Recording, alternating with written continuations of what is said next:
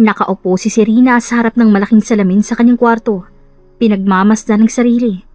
Bukas na ang kasal niya kay Theo Montague, ang lalaking hindi niya mahal at siguradong hindi rin siya kayang mahalin. Sa likod niya, abalang kanyang matalik na kaibigang si Cassie sa pag-aayos ng kanyang mga gamit para sa paglipat niya sa mansyon ng mga Montague matapos ang kasal.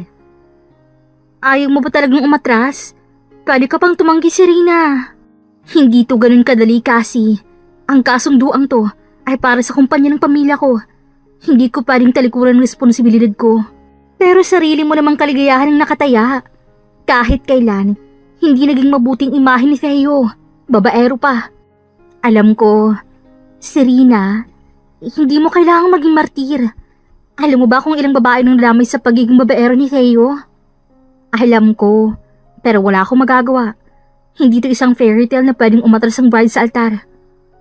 Tumayo si Serena at naglakad palapit sa bintana. Mula roon, tanaw niyang malalaking gusali sa syudad. Isa sa mga ito ay pagmamay-ari ni Theo Montague. Ilang oras na lang, magiging bahagi na siya ng mundo nito. Kahit ganon, gusto ko pa rin itanong, may kahit konting parte ba sa'yo na umaasa na balang araw magbabago siya? Hindi ako tanga para umasa sa isang lalaking walang puso. Basta ang gusto ko lang, respetuhin niya ako bilang tao, bilang babae, at bilang asawa niya. Sa labas, nagsimula ng dumilim ang kalangitan, para bang isang senyalis sa kung anong uri ng buhay ang papasukin ni Serena. Isang buhay sa piling ng isang lalaking hindi kayang magmahal. Nakaawang ang labi ni Serena habang nakatayo sa harap ng dambana. Nakatingin siya kay Theo Montague, ang lalaking magiging asawa niya sa loob lamang ng ilang minuto. Wala man lang emosyon sa mukha nito na para bang isa lang itong business deal na kailangang tapusin. Napakaganda ng ingranding seremonya. Ang buong simbahan ay napuno ng magagarbong bulaklak, mamahaling dekorasyon at mga kilalang bisita mula sa mundo ng negosyo. Ngunit kahit gaano kaganda ang paligid, hindi yun sapat upang punan ang kawalan sa puso ni Serena. Dahan-dahan siyang lumingon sa gilid, naroon ang kanyang pamilya. Nakangiti, pero halatang pilit. Alam nilang ang kasal na to ay hindi bunga ng pagmamahal, kundi ng isang kasunduang magpapalakas sa negosyo ng kanilang pamilya. Sa harapan, malamig ang titig ni Theo sa kanya, ni hindi man lang siya tinapunan ng kahit anong matamis na ngiti, ni hindi siya binati o kinumusta, para bang hindi siya isang babaeng pakakasalan nito, para bang isa lang siyang bagay na pagmamay-ari niya mula sa kasunduang to. Hanggang sa nagsimula ang seremonya, tahimik lang si Serena habang nagsasalita ang pare na para bang hindi niya marinig ang sinasabi nito. Lumilipad ang isip niya. Iniisip kung paano kaya ang magiging buhay niya pagkatapos ng gabing to. Theo Montague, tinatanggap po ba si Serena Cruz bilang iyong may bahay sa hirap at ginhawa, sa sakit at kalusugan, hanggang sa wakas ng inyong mga buhay? May ilang segundong katahimikan bago sumagot si Theo. Oo.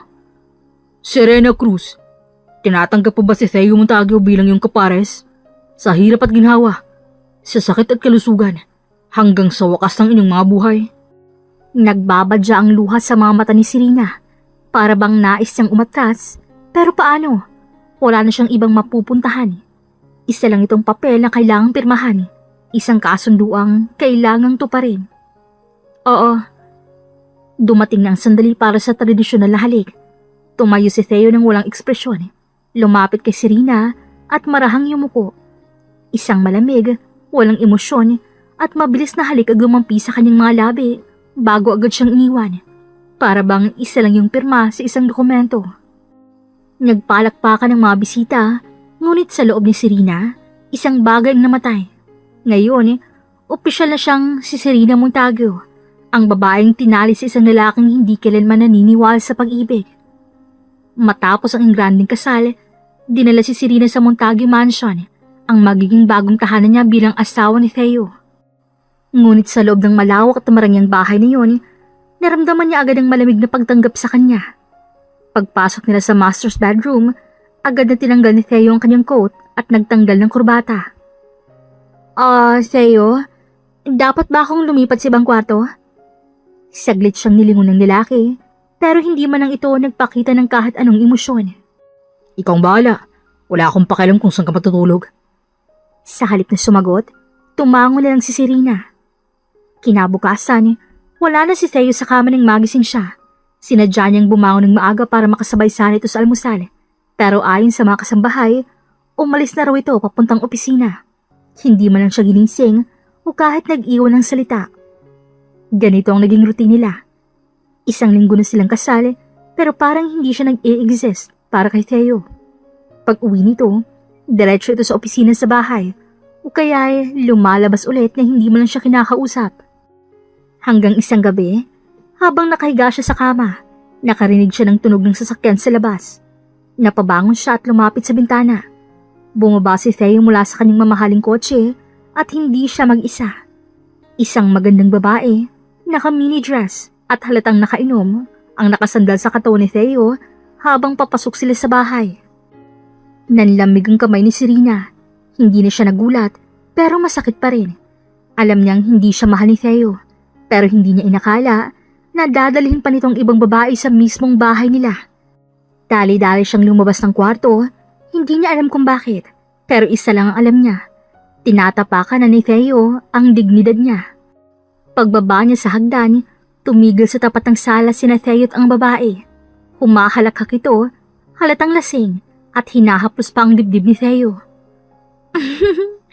Theo, ang laki ng bahay mo. Sigurado akong maraming kwarto dito. Napatingin si Theo sa kanya pero hindi siya nagpakita ng kahit anong reaksyon. Ano to, Theo? Ano sa tingin mo? Nag-init ang mga mata ni Serena pero hindi siya umiyak. Hindi siya magpapakita ng kahinaan sa harap nito. Sa harapan ko mismo, Theo? Sa bahay natin?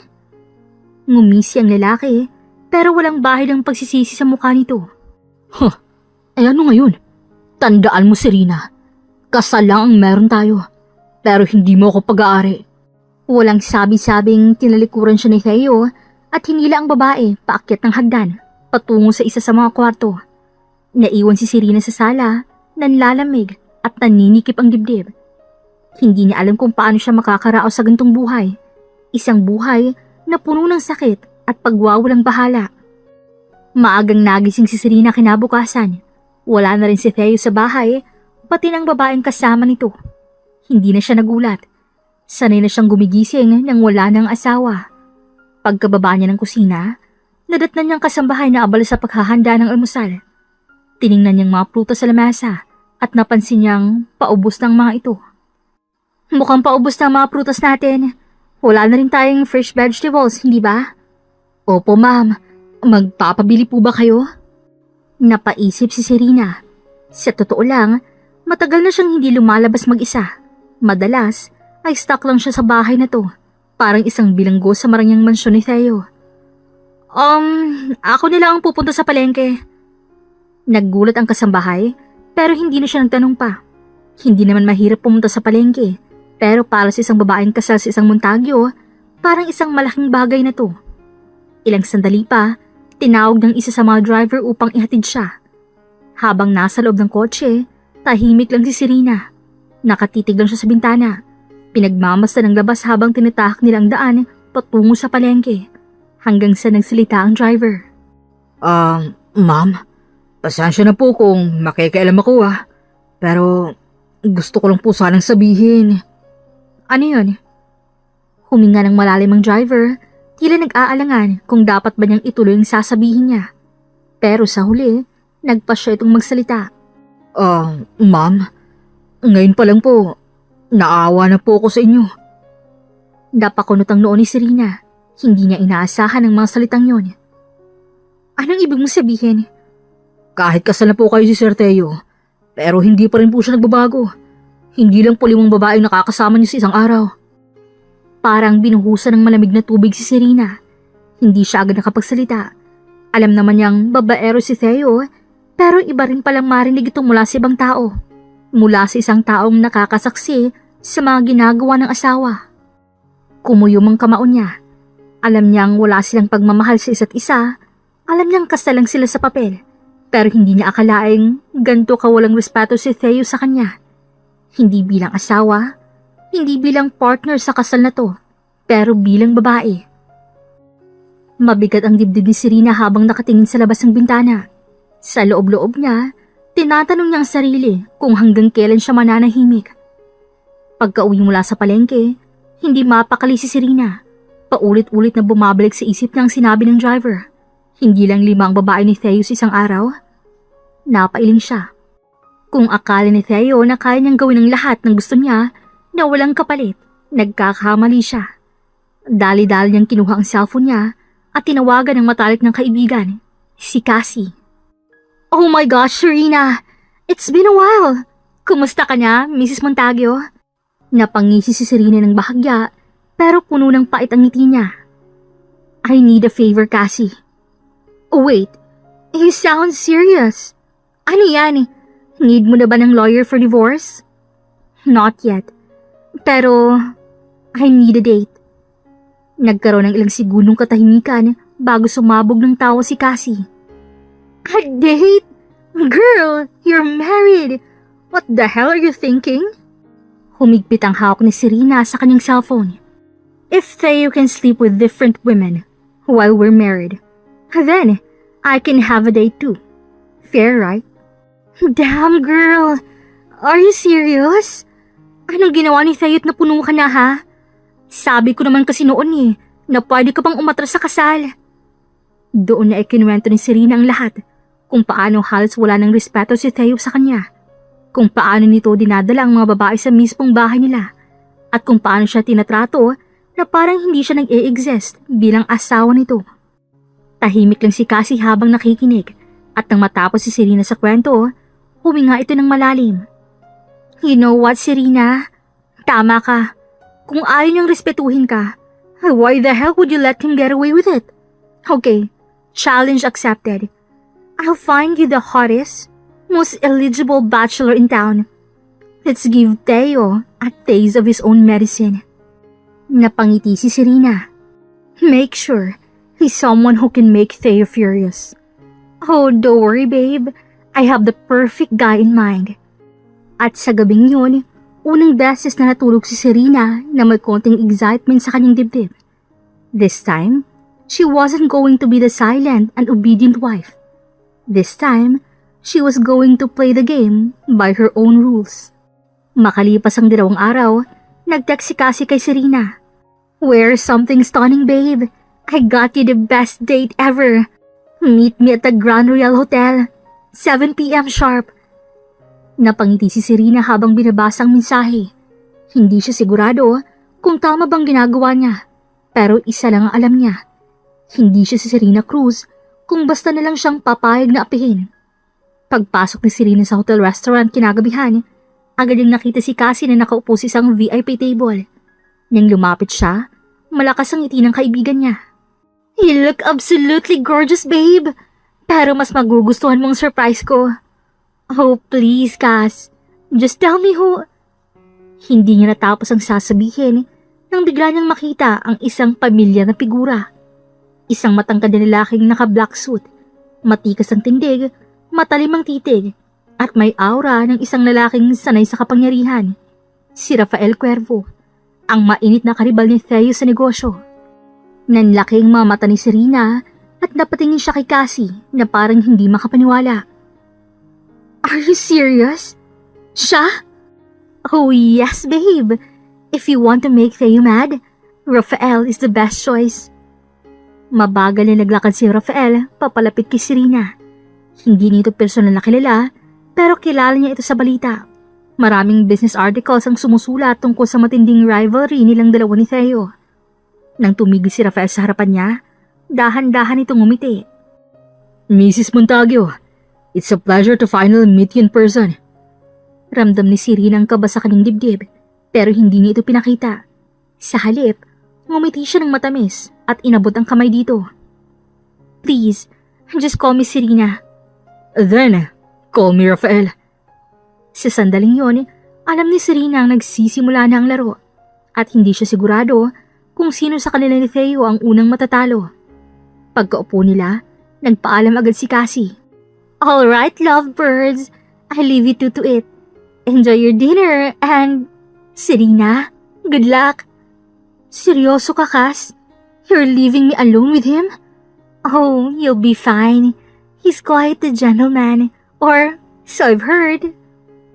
Nagpaalam na si Cassie at naiwan sina Serena at Rafael sa isang eleganteng dinner table.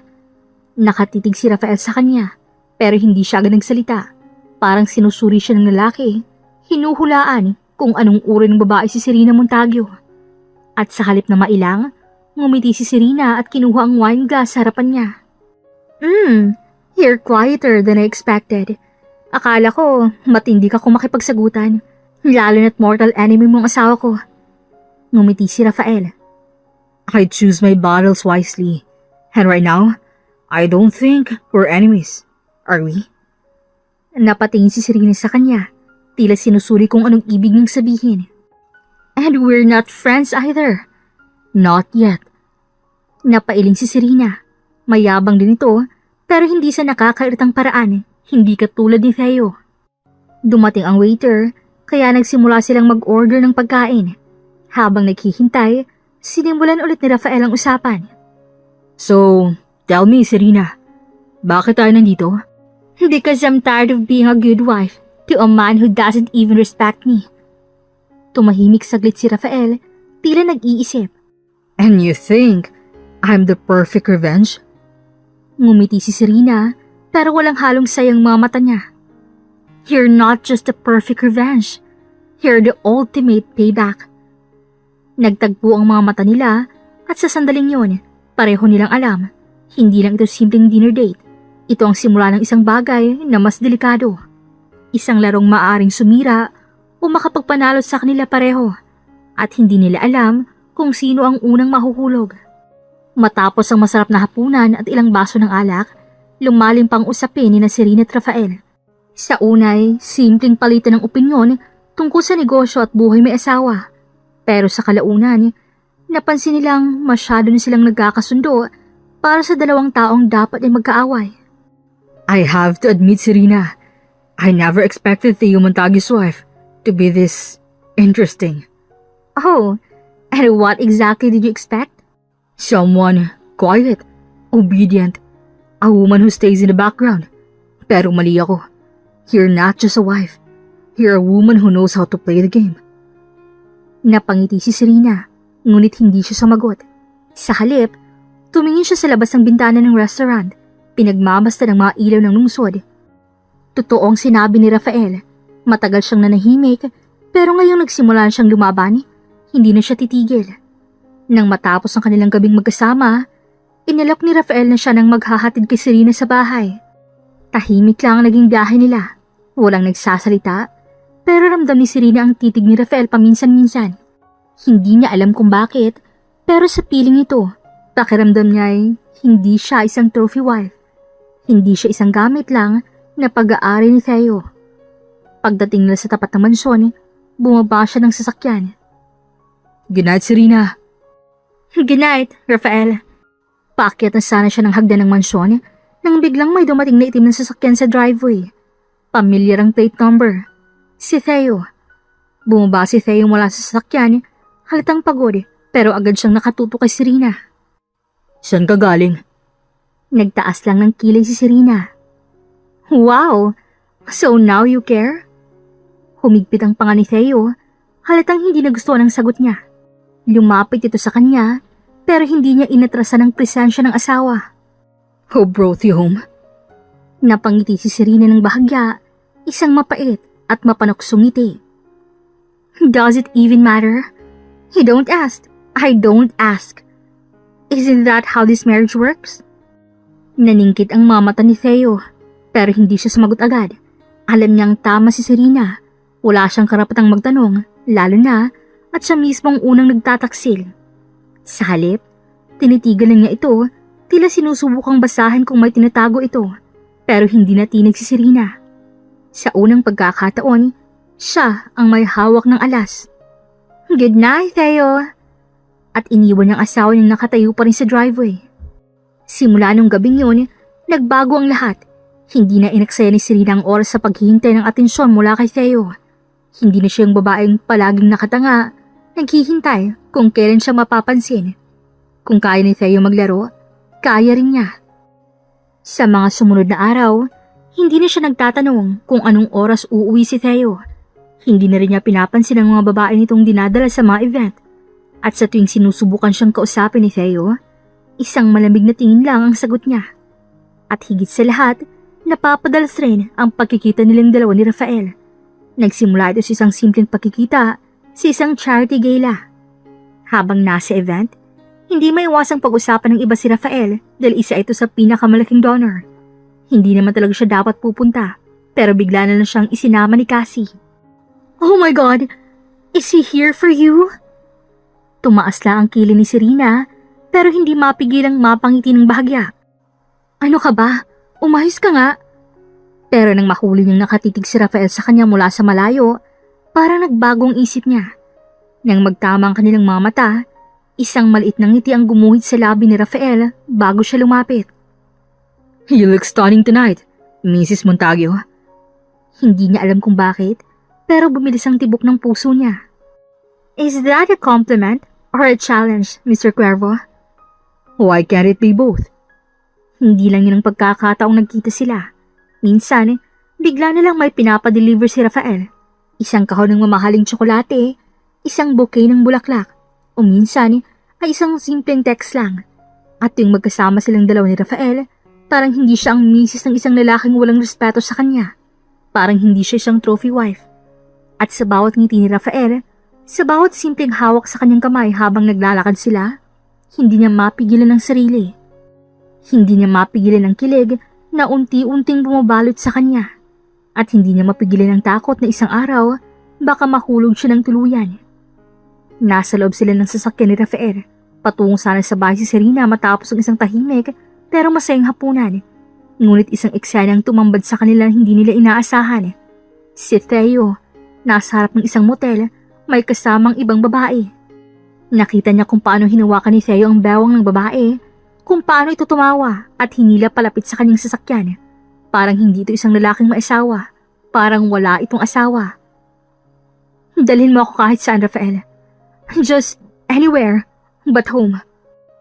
Tiningnan siya ni Rafael, halatang pag-aalala sa mukha nito, pero hindi siya nagtanong. Hindi niya siya tinanong kung okay lang ba siya dahil alam niyang hindi. Kaya ginawa niya ang tanging bagay na kaya niyang gawin. Pinaandar niyang sasakyan at pagkalipas ng ilang minuto, nasa isang tahimik na lugar na sila, malayo sa ingay ng lungsod. Pumarada si Rafael sa isang mataas na bahagi ng bayan kung saan tanaw ang ilang mga ilaw sa ibaba at ang malaking bilog na buwan sa langit. Tahimik lang si Serena habang nakatingin sa malayo. Hindi niya rin alam kung dahil sa galit o sa sakit, pero ramdam niyang may kung anong bumabara sa kanyang lalamunan. Hindi ka ba napapagod, Serena? Napatingin siya rito. Napapagod saan? Napapagod magmahal ang lalaking hindi marunong rumispeto sa'yo. Natigilan si Serena. Hindi niya alam kung paano sasagutin yon. Hindi ko siya mahal. Then, why are you still hurt? Napalunok siya. Alam niyang may punto si Rafael, pero paano niya ba ipapaliwanag ang sakit na nararamdaman niya at ang galit na unti-unting sumusunog sa loob niya? I'm hurt because I know I deserve better. Napangiti si Rafael, pero kita sa mga mata nito ang lungkot. Dahan-dahan itong hinawakan ng kamay ni Serena. Hindi pilit at parang sinasabi sa kanya na hindi siya nag-iisa. You do, Serena. You deserve so much more. Napatingin siya rito at doon niya napansin ang paraan ng pagtitig sa kanya ni Rafael. Hindi tulad ng paraan ng pagtitig ni Theo na parang isa lang siyang bagay na pag-aari nito. At doon, sa ilalim ng liwanag ng buwan, hindi niya alam kung dahil ba sa sakit na dala ni Theo o sa init na dala ng presensya ni Rafael. Pero naramdaman niyang isang bagay na matagal nang nawala sa kanya, ang kagustuhang lumaya. Alam mo bang, hindi lang ikaw sinasaktan ni Theo? Napakunot ang noo ni Serena. Anong ibig mong sabihin? Alam mong matagal na kami magkalaban sa negosyo, di ba? Pero hindi lang dahil sa kompetisyon. Maraming empleyado si Theo ang lumilipat sa kumpanya ko. Hindi dahil sa mas malaking pinapasahod ko, pero dahil hindi sila tinatrato ng tama. What do you mean? Huminga ng malalim si Rafael bago ipinagpatuloy ang pagsasalita. Hindi niya binibigay ang sapat na sahod. May overtime, pero walang bayad. Ang mga retirado, marami sa kanilang hindi naibigay ang tamang benepisyo. At kung magreklamo sila, walang nakikinig. Kumuyom ang kamao ni Serena sa nalaman.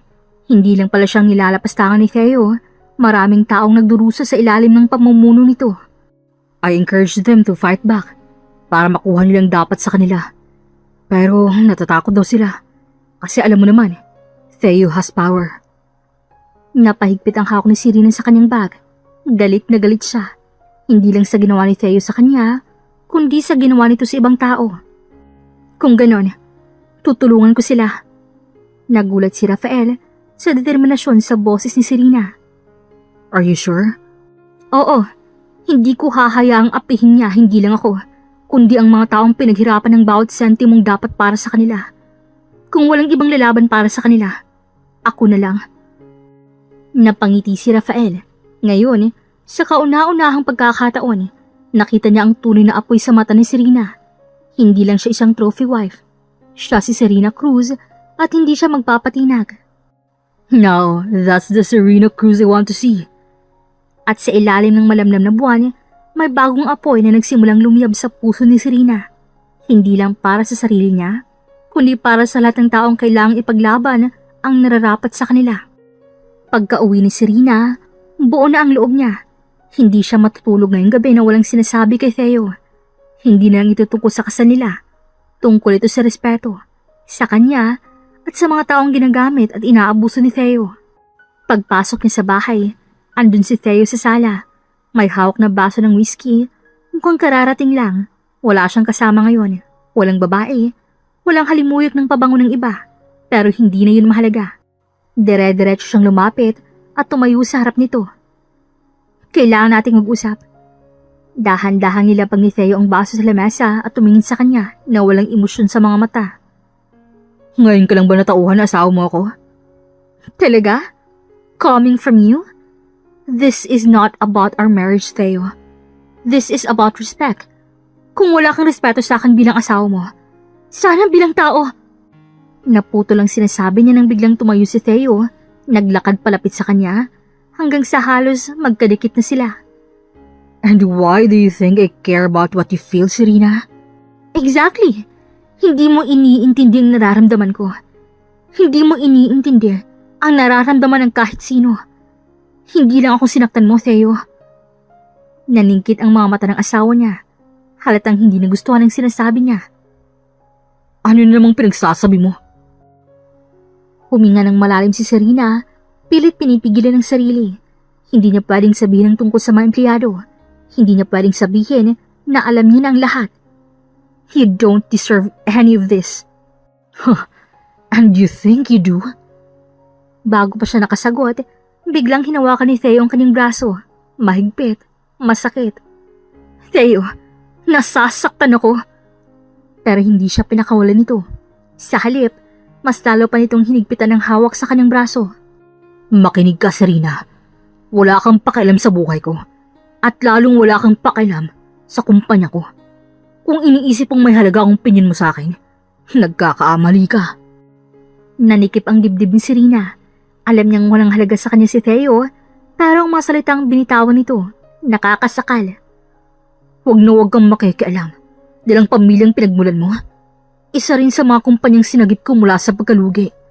Baka nakakalimutan mo. Wala na sana yun kung hindi ko tinulungan ng tatay mo noon. Huwag mong subukang maging matapang sa akin, Serena. Dahil kung gusto ko, kaya kitang pabagsakin kasama ang lahat ng may kinalaman sa'yo. Halos manlamig ang buong katawan ni Serena, pero hindi siya natatakot. Hindi siya pwedeng magpatalo. Then, try me. Tumigil si Theo. Kita niyang bahagyang paggagulat sa mukha nito, pero mabilis ding nawala. Sa halip, ngumiti ito ng mapanganib at bumalik sa sofa. Saka muling kinuha ang baso ng whiskey. Do whatever you want, Serena. Just remember, I warned you. Alam ni Serena na hindi lang yun isang simpleng babala, pero wala siyang pakialam dahil hindi siya si Serena Cruz para tumahimik lang at iiyak sa isang sulok. Pagkatapos ng gabing yun, alam ni Serena hindi siya maaaring umatras. Walang atrasan. Hindi lang ito tungkol sa kanya, at ito'y tungkol sa lahat ng taong inapi ni Theo. Makalipas ang ilang linggo, sa isang pribadong restaurant, nakaupo sa isang sulok si Serena at si Rafael Cuervo. Tahimik ang paligid, tanging maririnig lang ang mahihinang pag-uusap ng ibang tao sa paligid. Nasa harapan nila ang kanilang baso ng red wine, ngunit tila walang interes si Serena na inumin lang sa kanya. Nakapangalumbaba siya at seryosong ekspresyon. You're quiet. What's on your mind? I want to take Theo down. Saglit na natahimik si Rafael. Alam niyang may galit si Serena sa asawa nito, pero hindi niya inakalang aabot ito sa puntong gusto nitong pabagsakin si Theo. You do realize what you're saying, right? Theo is ruthless. He won't let this slide. I don't care. Wala na akong pakialam. Hindi ko na kayang panoorin siyang apak-apakan ng mga tao ng gano'n na lang. Napangiti si Rafael, kitang paghanga sa kanyang mga mata. You're braver than I thought. I'm not doing this just to prove something, Rafael. I'm doing this because it's the right thing to do. Tumango si Rafael sa kahumigop ng alak. Then, we need to be careful. If you really want to do this, we have to be smart about it. Hindi pwedeng impulsive. Theo has money, power, and influence. That's why I need your help. You know how he operates. You know where to hit him, where it hurts. Bahagyang napangisi si Rafael. You really trust me that much? Hindi agad nakasagot si Serena. Totoo, hindi niya lubusang kilala si Rafael. Pero sa panahong magkasama sila, nakita niya kung paano ito mag-isip, kung paano ito makitungo sa mga empleyado nito, malayong malayo kay Theo. Yes. Nagtagpo ang mga mata nila. May kung anong bumalos sa paligid, isang hindi mapaliwanag na tensyon. Hindi ito galit. Hindi ito basta simpleng pagkakaibigan. Dahan-dahang gumapang ang kamay ni Rafael sa ibabaw ng mesa at hinawakan ang kamay ni Serena. Then, I won't let you fight alone. Naramdaman ni Serena ang init ng pali ni Rafael at sa unang pagkakataon, pakiramdam niya may kakampi siya. Habang palihim nilang pinaplano ang pagbagsak ni Theo, mas lalo pang napapalapit si Serena kay Rafael. Minsan, nagkikita sila sa isang cafe, nagkakape habang pinag-uusapan ang mga susunod nilang hakbang. So, maraming empleyado ang hindi nakakatanggap ng tamang sahod? Yes, some of them already filed complaints. Pero nababayaran ni Theo para manahimik. Ang hayop na yon? Napangiti si Rafael habang nakatitig sa kanya. Alam mo, you look cute when you're angry. Napatingin si Serena sa kanya at bahagyang namula. Focus, Rafael. Minsan naman, nagkikita sila sa private office ni Rafael. Nagre-review ng mga reports tungkol sa kumpanya ni Theo. Habang nakayuko si Serena sa harap ng isang dokumento, napansin niyang masyadong tahimik si Rafael. Pagtingin niya rito, nakatitig lang ito sa kanya na parang may iniisip, kaya tinaasan niya ito ng kilay. What? Nothing. I just admire how passionate you are about this. Nagkatinginan sila at sa hindi maipaliwanag na dahilan, may kung anong kumislot sa puso ni Serena. Habang tumatagal, mas lalong lumalalim ang koneksyon nila at mas lalong lumalakas ang tiwala nila sa isa't isa. Ngunit habang nagiging malapit si Serena kay Rafael, unti-unti naman niyang napapansin ang pagbabago sa kilos ni Theo. Parang nagsisimula itong maghinala at alam niyang darating ang oras na malalaman ito ang tungkol sa ginagawa niya. Sa loob ng kondo ni Cassie, nakaupo si Serena sa sofa habang nakatutok ang mga mata sa TV screen. Sa news broadcast, kitang-kitang kaguluhan sa labas ng kumpanya ni Theo, mga dating empleyado, kasalukuyang staff, at ilang labor groups ang nagtipon upang iprotesta ang unfair treatment sa loob ng kumpanya. May hawak silang mga placards na may mga nakasulat na ibigay ang tamang sahod, hustisya para sa mga empleyadong inaapi. Hindi kami alipin, Mr. Montague. May mga reporters din nagbabalita. Napailing si Serena at napangisi habang pinapanood ang mukha ni Theo na pinipilit manatiling kalmado habang ini-interview ng media. Kitang-kita sa ekspresyon nito ang inis, lalo na nang paulit-ulit siyang tanungin tungkol sa hindi pagbibigay ng tamang sahod at benepisyo sa kanyang mga tauhan. These allegations are baseless. We have always complied with labor laws.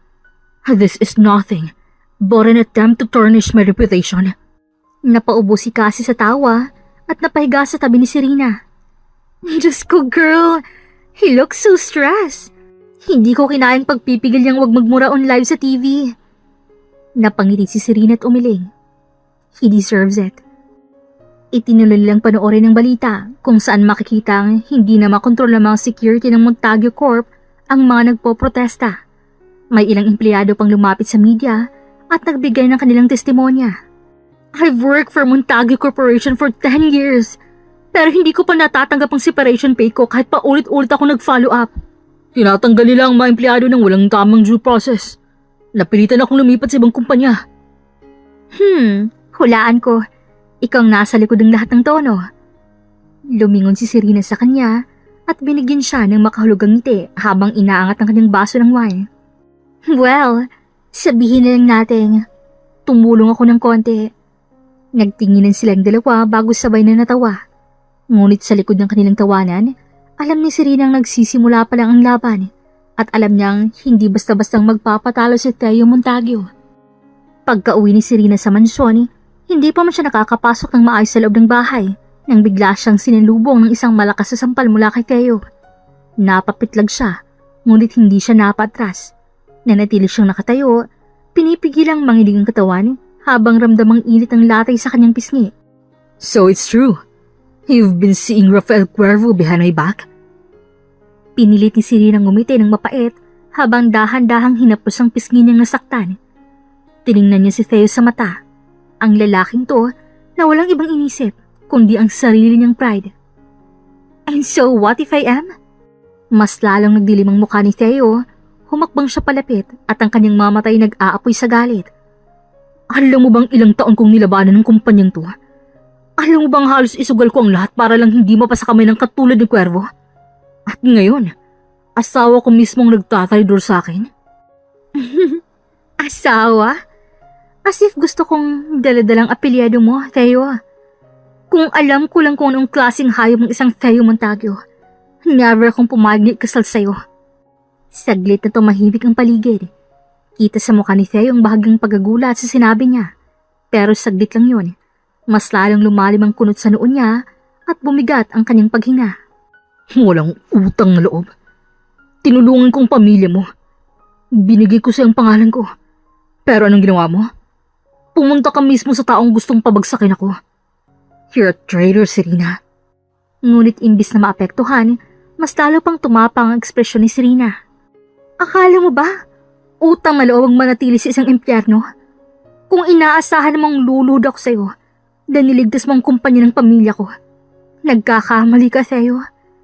Hindi ko kailanman ipagpapalit ang sarili kong dignidad para lang suklian ang kunwaring kabaitan mo.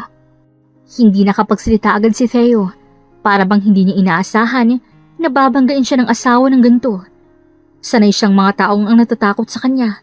Sanay siyang may kontrol, pero iba si Serena. Ilang segundong katahimikan ang namagitan sa kanila, hanggang sa biglang tumalikod si Serena, iniwan siya roon sa gitna ng kanyang nanggagaliiting damdamin. Hindi niya na kayang makipagtalo pa, dahil sa isip niya, mas marami pa siyang dapat gawin kaysa pag-aksayahan ng oras ng isang lalaking hindi marunong rumispeto sa kanya. Pagpasok ni Serena sa kanyang kwarto, pakiramdam niya ng hina ang buong katawan niya. Hindi dahil sa takot, kundi dahil sa tindi ng emosyon na nararamdaman niya. Alam niyang hindi basta-bastang palalampasin ni Theo ang ginawa niya, pero hindi niya inakala na sasaktan siya nito ng ganon. Dahil doon, mas lalo lamang niyang pinagtibay ang desisyon niyang pagbagsakin si Theo Montague. Kinabukasan, habang nasa kondo siya ni Cassie, isang tawag ang kanyang natanggap mula rito. Nasa trabaho kasi si Cassie noon, pero agad niyang nahalata sa boses ng kaibigan ng tensyon. Serena, open the news! You won't believe what Theo did! Agad na kinuha ni Serena ang remote at binuksan ang TV. Napahigpit ang hawak niya sa remote nang makita ang headline. Theo Montague, pinagkakalat na may relasyon si Serena Cruz at Rafael Cuervo. Hindi makapaniwala si Serena sa nakikita niya. Nakakalungkot lang na ang mismong asawa ko ay nakuha pang ipagpalit ako sa isang lalaking wala namang ginawa, kundi sirain ang negosyo ng pamilya ko. Hindi na ako magugulat kung ang asawa ko at ang kabit niyang si Rafael ang may kagagawa ng lahat ng yun sa akin lately. Rafael Cuervo has been seeing my wife behind my back. Hindi ko inasahan na mismong asawa ko ang magpapahiya sa akin ng ginto. May mga reporters pang nagtanong. Mr. Montague, are you saying that your wife, Serena Cruz, is cheating on you with your biggest business rival? That's exactly what I'm saying. I never thought I'd marry a woman with no loyalty. Nanlamig ang buong katawan ni Serena. Hindi niya alam kung magagalit ba siya o matatawa sa kabalang mukha ni Theo. Hindi siya makapaniwalang gagamitin nito ang media para siraan siya sa publiko. Ang gagong yon, he's making you look like the villain here. Serena, anong balak mong gawin? You can't let him get away with this. Huminga ng malalim si Serena bago binitawan ng remote. Pinikit niyang kanyang mga mata, pilit pinapakalma ang sarili. Hindi siya pwedeng magpadalos-dalos ng galaw. If he wants war, then I'll give him one. That's my girl. Let's make Theo Montague regret everything he did to you. At doon, nagsimula na ang tunay na laban. Nagpa siya si Serenang umuwi sa mansyon dahil balak niyang kausapin si Theo. Pero hindi pa man siya nakakalapit ng maayos sa kanilang bahay nang makita niyang nakatayo sa harap ng pintuan ang kanyang mga magulang. Pareho itong nakasimangot, halatang galit at dismayado sa kanya. Pansin niya ring wala pa ang kotse ni Theo kaya wala pa ito sa bahay. Hindi pa man siya nakakabati, biglang humakbang kanyang ama at isang malakas na sampal ang lumapat sa kanyang pisngi. Napahawak si Serena sa kanyang muka, ramdam ang hapde at ang bigat ng kamay ng kanyang ama. Nanginginig ito sa galit habang ang kanyang ina ay nakatayo lang sa gilid. May bakas ng lungkot sa mga mata nito pero hindi ito nagsasalita. Ano tong pinagagawa mo, Serena? Nakakahiya ka. Isang Montagyong na pangasawa mo at nagawa mong ipagpalit siya sa isang katulad ni Rafael Cuervo. Sa kaaway pa mismo ng asawa mo? Anak, bakit mo ginawa to? Alam mong hindi mo lang pangalan ang lungisan, pati tayo nadamay. Isa pa, si Theo yung tumulong sa atin para makabangon ng kumpanya. Napapikit si Serena. Pinilit pakalmahin ang sarili. Ilang beses na siyang pinalamon ng kahihiyan ni Theo. Pero ngayong sarili niyang pamilya ang nag-aakusa sa kanya. Doon lang niya naramdaman ang tunay na sakit. Huminga siya ng malalim bago dahan-dahang tumingin sa kanyang ama. Wala kayong alam, Dad. Wala kayong alam sa nangyayari sa loob ng kasal na to. Ano pa bang kailangang malaman namin, Serena? Kasal ka, pero nakikipagkita ka sa lalaking kalaban ng asawa mo sa negosyo. Sa tingin mo ba, may matinong lalaking tatanggap sa ginawa mo? At sa tingin mo, Dad, may matinong babaeng tatanggapin ng kahit kasal na siya ay dinadala ng asawa niyang ibang babae sa mismong bahay nila? Hindi niyo alam kung paano ako pinahihirapan ni Theo sa kasal na to. Nanlaki ang mga mata ng kanyang ina, samantalang ang kanyang ama naman ay tila nagulat sa sinabi niya. Sinubukan ko, Dad. Sinubukan kong gampanan ang pagiging asawa. Sinubukan kong intindihin si Theo dahil alam kong kasalan to para sa negosyo. Pero hanggang kailan ako magpapakatanga? Pinaparamdam niyo sa akin gabi-gabi na wala akong halaga. At ngayong lumalaban na ako, ako pang may kasalanan? Wala akong ibang hiningi sa kanya, kundi respeto. Pero hindi niya binigay. Natahimik ang kanyang ina, tila nag-aalangan kung sino nga ba ang paniniwalaan. Ang kanyang ama naman ay halatang nagpipigil ng galit, ngunit hindi na ito muling nagkapagsalita agad. Hindi ko hahayaang apak-apakan ako ni Theo. Hindi ko hahayaang ituring niya akong parang isa lang sa pawn niya sa laro niya. At kung hindi niyo ako kayang suportahan, okay lang. Mas pipiliin ko pang lumaban ng mag-isa kaysa manatili sa kasal na walang respeto, walang pagmamahal, at puro pasakit lang ang dulot. Tila na blanco ang kanyang ama sa sagot niya. Hindi nito inaasahan ang matibay na paninindigan ni Serena. Ngunit kahit na puno pa rin ng galit ang mata nito, hindi na ito nagsalita pa. Tahimik na tinalikuran ni Serena ang kanyang mga magulang at pumasok sa loob ng bahay. Sa mga sumunod na araw, hindi na bumalik si Serena sa bahay nila ni Theo. Mas pinili niyang manatili sa kondo ni Cassie, kung saan alam niyang ligtas siya mula sa galit ng asawa na wala nang ginawa kundi saktan siya, hindi lang pisikal kundi emosyonal. At sa kabila ng lahat, hindi na wala si Rafael sa kanyang tabi. Isang gabi, habang nag-iisa siya sa kondo at iniisip ang mga susunod na hakbang para pabagsakin si Theo, biglang may kumatok sa pinto. Pagbukas niya, Bumungad sa kanyang pamilya ng ngiti ni Rafael. May dala itong paper bag na amoy pa lang alam niya ng pagkain. Hulaan mo kung anong dala ko. Napangiti si Serena kahit papakiramdam niya ay pagod na pagod siya sa lahat ng nangyayari. Kung wala kang dalang pagkain, isasara ko tong pinto sa mukha mo. Tumawa si Rafael at iniangat ang paper bag. Don't worry, I got you covered. Your favorite pasta and chocolate cake. Napatingin si Serena sa kanya. Hindi niya inaasahang natatandaan ni Rafael ang paborito niyang pagkain. Trying to impress me, Cuervo? Is it working? Napailing si Serena pero hindi niya napigilan ang munting ngiti sa labi niya. Pinatuloy niya si Rafael at sabay silang kumain sa maliit na dining table ni Cassie. Sa kabila ng seryosong sitwasyon na kinakaharap nila, pakiramdam ni Serena ay normal lang ang gabing yun. Para lang silang dalawang matalik na magkaibigan na nagkukwentuhan habang kumakain. Pero habang tumatagal ang pag-uusap nila, muling bumalik ang bigat sa dibdib ni Serena. Minsan, naiisip ko, paano kung hindi ko nalang tinuloy ang kasal kay Theo? Paano kung mas pinili kong lumaban noon pa lang? Pinagmasdan siya ni Rafael. Tila inaaral ang bawat emosyon sa mukha niya bago ito sumagot. Then, you wouldn't be here, fighting back. And I wouldn't have met the stronger version of you. Napatingin si Serena sa kanya. You know, you should take a break. Hindi pwedeng puro laban lang. Malapit na nating makuha ang hustisya. Pero hindi mo kailangang ubusin ang sarili mo sa galit kay Theo. Napabuntong hininga si Serena. Paano ako magpapahinga kung alam kong andyan pa rin siya na hanggang ngayon marami pa siyang tinatapakan? That's why I'm here. You're not alone in this, Serena.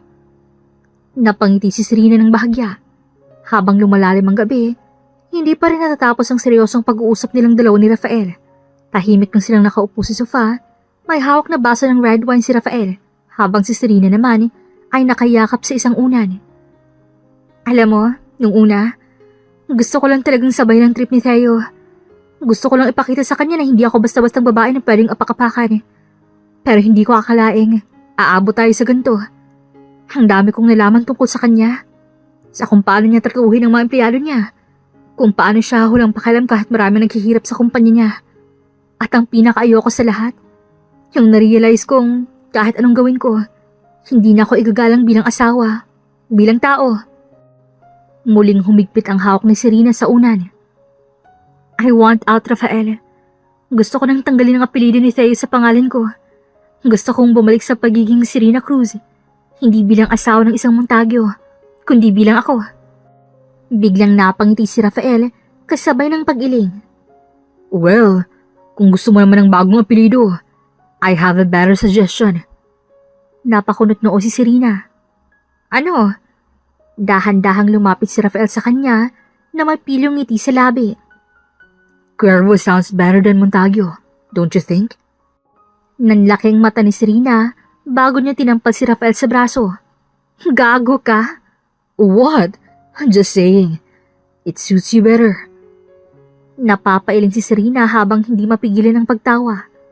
Sa kabila ng lahat ng nangyayari, sa dami ng gulong kinakaharap niya ngayon, si Rafael lang ang may kakayahang pasayahin siya ng ganito.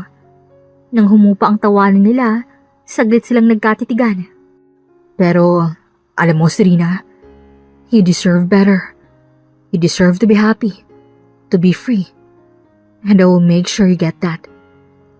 Nagdaan ng ilang araw at unti-unting lumabas ang lahat ng ebidensya laban kay Theo. Marami sa mga dating empleyado niya ang lumantad at handang tumistigo sa harap ng media at sa korte. Malinaw na ang majority ay nasa panig ng mga empleyado at isang opisyal na pahayag ang inilabas. Kung hindi ibibigay ni Theo ang nararapat sa kanila sa loob ng 3 araw, magsasampa sila ng kaso laban sa kanya. Sa loob ng conference room ng isa sa mga legal firms na sumusuporta sa mga empleyado, naroon si Theo kasama ang kanyang abogado. Kaharap sina Rafael at Serena na may dala ring abogado. Nakatayo si Theo halatang pinipigilan ng galit habang binabasa ang dokumento sa harap niya. Huh, you think you can threaten me with this? Kahit ano pang gawin ninyo, walang makakapagpabagsak sa akin. Tahimik lang si Serena habang tinitingnan ng asawa. Mr. Montague, hindi ito pagbabanta. Ito ay isang legal na hakbang upang makuha ng mga empleyado ninyo ang nararapat sa kanila. Meron kayong 3 araw upang gawin ang tama. Ikaw, Serena, ikaw talagang nasa likod nito, ano? Hindi ka pa nakontento sa pagpapaya sa akin? Kailangan mo pang lumapit sa lalaking to? Itinuro niya si Rafael. Ano ba talaga, Serena? Kabit mo ba siya? Napasinghap ang ilang naroon sa biglang akusasyon. Ngunit si Rafael ay hindi natinag. Bagkos, isang matalim na ngiti ang lumitaw sa labi niya. Kabit ako? Prove it, Montague. Kung wala kang ebidensya sa pagbibintang mo, pwede kitang kasuhan ng defamation. Hindi mo lang akong kaaway sa negosyo. Magiging kaaway mo rin ako sa korte. Namutla si Theo sa sinabi ni Rafael. Halatang hindi niya inaasahang babalik na rin siya nito. At kung gusto mong ipagpatuloy ang pagbabastos mo sa akin, I swear, Theo, I will make sure you rot in hell. Napangisi si Rafael, tila proud kay Serena sa tapang nito. Narinig mo siya? Now, be a good boy and fix your mess. You have 3 days. Matapos ang matinding tensyon sa loob ng conference room, lumabas sina Serena at Rafael ng may katahimikan. Halatang marami pa silang gustong sabihin, pero minabuti nilang lumayo muna sa gulo. Sa loob ng sasakyan, habang patungo sa kondo ni Cassie, binasag ni Rafael ang katahimikan. You know, after all this, I think we deserve a good dinner. What do you say, Serena? Just the 2 of us. No legal talks, no Theo, just good food and good company. Saglit na tumahimik si Serena. Tiningnan ng labas ang bintana habang nag-iisip. Sa totoo lang, gusto rin niyang magpahinga sa gulong to. Gusto niyang makasama si Rafael ang walang iniisip na problema. Pero alam niyang hindi pa ito ang tamang panahon. I appreciate the offer, Rafael. But maybe some other time, kapag naayos ng lahat ng gulong to, ayoko may makakita sa atin at gawing issue pa ng kabig nga kita. Napangiti si Rafael sa kamarahang tumango. Fair enough. Pero tandaan mo to, Serena. I will wait. Hindi lang para sa dinner na yun, but for everything. Hindi alam ni Serena kung bakit, pero may kung anong kiliti siyang naramdaman sa sinabing yun ni Rafael. Iba siya kay Theo. Hindi ito nagmamadali, hindi ito nang iipit. He was giving her space, and yet, he was there. Tahimik lang si Serena, pero hindi niya mapigilan ng konting ngiti na lumitaw sa kanyang labi. Maybe, just maybe, after all this chaos, may naghihintingang something good for her. Naibigay naman ni Theo ang pera at ibang benepisyo para sa mga dating empleyado within 3 days. Pero dahil sa issue, ay nag-back out ang mga investors at isa-isang nag-resign ang mga empleyado niya. Literal na nagising siyang wala na sa kanyang lahat. Kaya sa galit, sinugod niya si Serena sa kondo ni Cassie. Halos wasakan niyang pinto sa lakas ng pagkatok. Dahilan para magulat si Serena at Rafael na kasalukuyang nag-uusap sa loob. Pagbukas ng pinto, bumungad agad ang nanggagalaiting si Theo. Halatang nawalan na ng kontrol sa sarili. Ang dating makapangyarihang negosyante ay ngayon isang lalaking nawalan ng lahat. Ikaw? Lahat ng to, kasalanan mo, Serena. Hindi natinig si Serena. Sa halip, hinawakan lang niya ang tasa ng kape sa harap niya at marahang humigop bago tiningnan si Theo ng may kalmadong ekspresyon. Si Rafael na may nakaupo lang sa kanyang tabi pero halatang alerto. Oh, bakit parang kasalanan ko? Hindi ba ikaw naman ang may gawa ng lahat ng to? Kung hindi niyo ako pinagtulungan ng Rafael niyan at ng mga dating empleyado ko, hindi mangyayari to. Lahat ng investors ko nag-back out. Isa-isa na nagre-resign ng mga natitira kong empleyado. I woke up today with nothing. So, ano ngayon? Gusto mong kawaan kita? Theo, hindi mo ako ginawang masaya ni isang beses sa kasal nating dalawa. And yet, here you are, acting like the victim. Really? Lalong naggalit si Theo at lumapit pa kay Serena, pero agad siyang hinarangan ni Rafael. Back off, Montague. Stay out of this, Cuervo. Wala kang kinalaman dito. Usapang mag-asawa to. Asawa? Ni hindi mo nga ako tinuring na asawa eh. And actually, may kinalaman siya. Pero sige, let's talk. Kung iniisip mong malaya ka na, Serena, nagkakamali ka. Hindi ako pipirma sa annulment. At alam mo kung bakit? dahil gusto kitang pahirapan. You don't deserve freedom after what you did. Pero imbis na matakot, isang nakakalokong ngiti ang lumitaw sa labi ni Serena. Dahan-dahan siyang lumapit kay Theo at saka pabulong na nagsalita. Oh, my dear husband, mali ka kasi ng babaeng kinalaban. Tumingin siya ng diretso sa mata ni Theo at tinuloy ang kanyang sinasabi. Akala mo ba, isa ako sa mga babaeng tatahimik at magpapakamartir? You're not worth it, Theo. And one more thing, don't you dare threaten me. Dahil kung ayaw mong pumirma sa annulment, marami akong ebidensya at testimonya na pwedeng ilabas sa korte para mapilitan kang pumirma. Dumikit siya ng bahagya sa mukha ni Theo at bumulong ng mas matalim. Wanna bet? Napamura si Theo at napaatras, tila hindi makapaniwala na kaya siyang tapatan ni Serena. Si Rafael naman, hindi mapigilang mapang-asar ang ngiti, habang nakatayo sa tabi ni Serena na parang sinusuportahan siya. You heard her, Montague. Either way, talo ka. Halos sumabog sa galit si Theo, pero alam niyang wala na siyang laban. Nawala na sa kanyang lahat at ngayon, kahit ang kontrol niya ay unti-unting naglalaho na rin. Tahimik siyang napaatras, nagbabagang tingin ang binigyan niya kay Serena at Rafael bago siya tuluyang lumabas at sinara ng malakas ang pinto. Ngumiti si Serena at naupo ulit sa sofa, saka nagbuntong hininga. That felt good. That was hot. Nagkatingin silang dalawa at sabay na tumawa.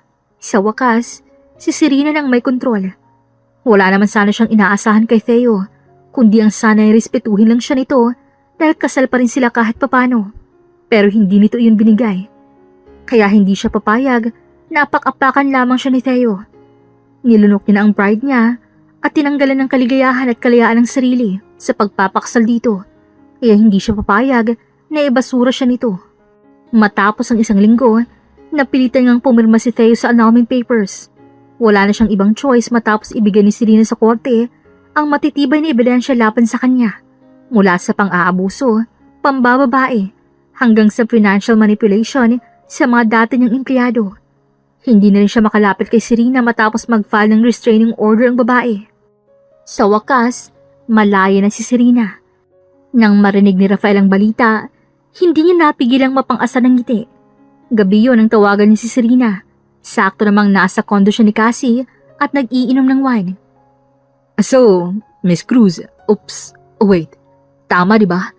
Hindi ka na Montague? Napangiti si Serena habang nakasandal sa sofa, hawak ang baso ng wine. Bakit parang excited ka? Because I am. This is a celebration, sweetheart. Free ka na, and that means I can finally make my move without any baggage. Napakurap si Serena. Hindi niya inaasahan ang pagiging diretso ni Rafael. Wait, what? What? You think I helped you bring Theo down just for fun? Serena, I've always been interested in you. The only problem was, may asawa ka. And now that you're free, wala nang hadlang. Wow, ang bilis mo naman yata, Mr. Cuervo. Sweetheart, slow or fast, I get what I want. And right now, what I want is you. Corny. Confident, baby. Now tell me, kailan mo ako ililibre ng dinner as a thank you for helping you get rid of Theo? Excuse me? Bakit ako malilibre? Dapat ikaw. Fine, let's make it fair. I'll take you on a proper date. No stress, no plans of bringing someone down. Just you and me, having a good time. What do you say? Napangiti si Serena habang pinaglalaroan ang baso ng wine. I think about it. Take your time, sweetheart. But remember, I always get what I want. Napatigil si Serena nang matapos ang tawag. Hindi niya alam kung bakit, pero ang bilis ng tibok ng puso niya. Mukhang magsisimula na ngang magparamdam si Rafael Cuervo sa seryosong paraan. At ang tanong, handa na ba siyang bumigay? Mula nang opisyal ang mapirmahan nila ang annulment nilang dalawa ni Theo, nagsimula nang bumuo ng bagong alaala si Serena. This time, kasama si Rafael. Hindi naman siya tanga para hindi mapansin ang pag-aalaga at effort ng lalaki. Simula sa simpleng pagsundo sa kanya sa kondo ni Cassie, hanggang sa bigla-biglaang pagyayaya nito ng dinner sa mga mamahaling restaurants. At ngayon, nandito siya, nakaupo sa isang private rooftop restaurant na si Rafael mismong nagpa-reserve. Ang mga kandila sa gitna ng mesa ay nagbibigay ng soft glow sa mukha nilang dalawa, habang ang city light sa paligid ay parang nagdaragdag ng romantic ambience. Seriously, Rafael? Hindi mo naman kailangan gawin lahat ng to. Gusto ko eh. Unless, ayaw mo. Napatigil si Serena. Ayaw niya bang tratuhin siyang parang prinsesa? Hindi niya alam kung paano sumagot. Sanay siyang hindi pinapansin. Sanay siyang siya lang nagbibigay ng effort sa isang relasyon na dapat sana'y patas. Pero si Rafael, iba siya. Hindi naman. Hindi lang ako sanay. Then get used to it. Because I'm not stopping anytime soon. Napatingin si Serena sa kanya at doon niya nakita ang sinseridad sa mga mata ni Rafael. Hindi lang ito laro para sa kanya. Biglang lumambot ang puso ni Serena. Sa unang pagkakataon, naramdaman niyang hindi na siya second option. Hindi na siya pawn sa isang laro na hindi naman niya gustong salihan. Here's something else, Rafael Cuervo. I know. Kaya nga bagay tayo. Napatawa si Serena at sa tawa niyang yun, doon niya napagtanto. Unti-unti na siyang bumibigay sa lalaking to. 6 na buwan ang lumipas, naging mabilis ang mga pangyayari sa buhay ni Serena. Mula sa pag-alis niya sa anino ni Theo Montague, hanggang sa unti-unting pagbubukas ng puso niya para kay Rafael Cuervo. Hindi niya akalaing sa loob lamang ng kalahating taon, magbabago ang lahat. At ngayon, hawak niya sa isang kamay ang court documents na nagpapatunay na wala na siyang kahit anong connection kay Theo. Annulled, malaya na siya. At sa kabilang kamay naman, mahigpit niyang hinahawakan ng kamay ng lalaking nagpuno sa lahat ng kakulangang iniwan ni Theo, si Rafael Cuervo. Nasa loob sila ng isang pribadong resort ng mga sandaling yun. Isang lugar na madalas silang puntahan kapag gusto nilang lumayo sa ingay ng mundo. Doon niya inabot kay Rafael ang dokumento at ngumiti. It's official. I'm no longer Mrs. Montague. Ngumiti si Rafael, pero may kakaibang ningning sa mga mata nito habang dahan-dahang nilapag ang papel sa mesa. Hinila siya nito palapit at hinawakan ng magkabila ang pisngi niya. Good. Because I never liked that name on you anyway. Tumawa si Serena, pero bago pa siya makapagsalita, bumundong hininga si Rafael at tumingin ng diretso sa kanya. So, my love, ano na? Ano na tayo? Well... Nag-angat siya ng tingin at nakitang matyagang paghihinti ni Rafael sa sagot niya. At doon, bigla niyang naisip kung paano siya ito inalagaan, kung paano ito hindi kailanman lumayo, kung paano ito naghintay sa tamang panahon. Napangiti siya at hinigpitan ng hawak sa kamay nito. Let's make it official too, Cuervo. I'm yours. Mabilis na hinila ni Rafael ang bawang niya at kinulong siya sa isang mahigpit na yakap bago ito lumapit sa labi niya. At sa gitna ng malawak na kalangitan at kalmadong alon sa di kalayuan, nanghinang ang kanilang mga labi. Isang halik na puno ng pangako, hindi dahil sa kasunduan, hindi dahil sa laro, kundi dahil sa tunay na pagmamahal. Makalipas ang 4 na taon, sa isang marangyang event hall na napapalibutan ng malalapit na kaibigan at pamilya. Nakatayo si Serena sa harap ng salamin, suot ang isang eleganteng puting gown. Hindi niya akalaing darating ang araw na to. Ang araw na ikakasal siyang muli. Pero sa pagkakataong to, hindi na dahil sa isang business deal, kundi dahil sa tunay na pagmamahal. Pumasok sa silid si Cassie, suot ang bridesmaid dress at may malawak na ngiti sa labi. Serena girl, hindi ko akalain ikakasal ka ulit. Pero this time, with the right guy na. Ako nga rin eh. Pero alam mo, never akong naging sigurado sa buhay ko, katulad na ngayon. Lumapit si Cassie at hinawakan ng kamay niya. You deserve this. You deserve Rafael. Napangiti si Serena tumango. Ilang taon na rin ang lumipas mula nang lumayo siya sa piling ni Theo. At ngayon, handa na siyang simulan ng bagong kabanata ng buhay niya. Kasamang lalaking nagparamdam sa kanya kung paano tunay na mahalin. Sa altar, nakatayo si Rafael, suot ang itim na suit. Mukhang tensyonado, pero bakas ang kasabikan sa mukha niya. Nang magsimulang tumugtog ang wedding march, napalingon siya sa pinto at tila tumigil ang mundo niya nang makita si Serena.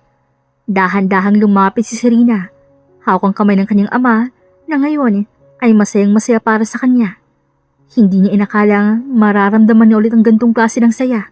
Yung payapa, buo at walang alinlangan.